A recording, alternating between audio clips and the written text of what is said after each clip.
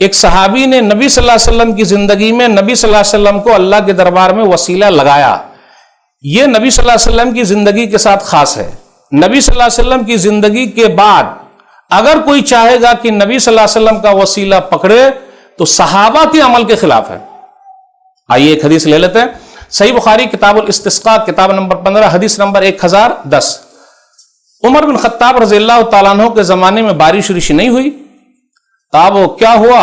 راوی بیان کرتے ہیں کہ عباس بن عبد المطلب جو نبی صلی اللہ علیہ وسلم کے چچا ہیں ان کو بلایا گیا اور عمر بن خطاب رضی اللہ تعالیٰ عنہ جو امیر المومنین ہیں انہوں نے دعا کی، اللہم انا کنا نتوسل الیک بنبینا فتسقینا وَإِنَّا نَتَوَسَّلُ إِلَيْكَ بِعَمِّ نَبِيِّنَا فَاسْقِنَا قَالَ فَيُسْقَوْنَ. اب اس کا ترجمہ دیکھیے. اے اللہ، دیکھیے عمر بن خطاب رضی اللہ تعالیٰ عنہ تو خود ہی ولی ہے، خود ہی بزرگ ہے، خود ہی امیر المومنین ہے، خود ہی امیر المومنین ہے، خود نیک آدمی ہے، خود ہی دعا کرتے، لیکن نبی صلی اللہ علیہ وسلم کے چچا کو اہمیت دے رہے ہیں.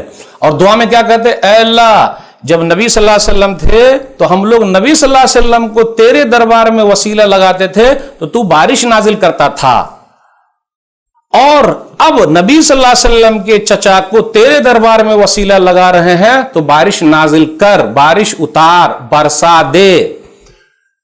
اگر صحابہ کے درمیان یہ چیز تھی جیسا ہمارے درمیان گھوم رہی ہے کہ نبی صلی اللہ علیہ وسلم سے کبھی بھی مانگتے رہو، تو عمر بن خطاب رضی اللہ تعالیٰ عنہ نبی صلی اللہ علیہ وسلم کی قبر پر چلے جاتے اور بولتے کہ جب آپ تھے تو آپ کو وسیلہ لگاتے تھے اور ابھی بھی آپ ہیں تو آپ ہی کو وسیلہ لگا رہے ہیں، تو عباس بن عبد المطلب جو نبی صلی اللہ علیہ وسلم کے چچا ہیں ان کو وسیلہ لگانے کی کیا ضرورت تھی؟